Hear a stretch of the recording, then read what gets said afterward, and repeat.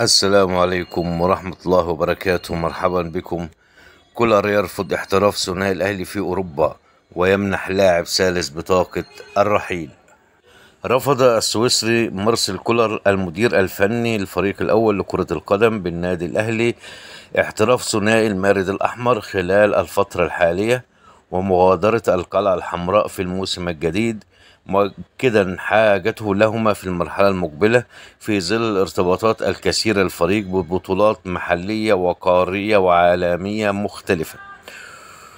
وقد علمنا أن مارسيل كولر اتخذ قراره النهائي برفض رحيل الثنائي كريم الدبيس الظهير الأيسر للنادي الأهلي وزميله محمد عبد الله الصاعد لصفوف الفريق الأول، وخاض عدد من المباريات بنهاية الموسم الماضي في مركز الجناح الأيمن.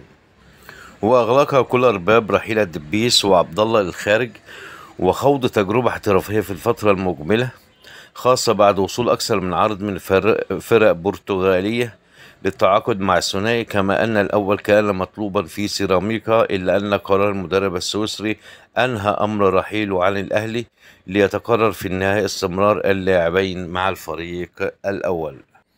في سياق متصل منح مارسيل كولر لاعب ثالث داخل النادي الأهلي بطاقة الرحيل عن الفريق في الميركاتو الصيفي الحالي نظرا لعدم حاجته إلى خدماته بالموسم الجديد، إذ حسب المدرب الأحمر أمره من رحيل محمد زعلوك العائد من رحلة إعارة مع مودرن فيوتشر.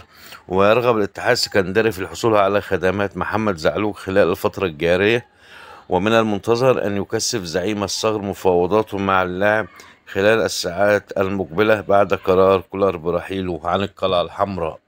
وبكده وصلنا نهاية الفيديو. شكرا على حسن الاستماع. ما تنسوناش يا جماعة في لايك واشتراك، والسلام عليكم ورحمة الله وبركاته.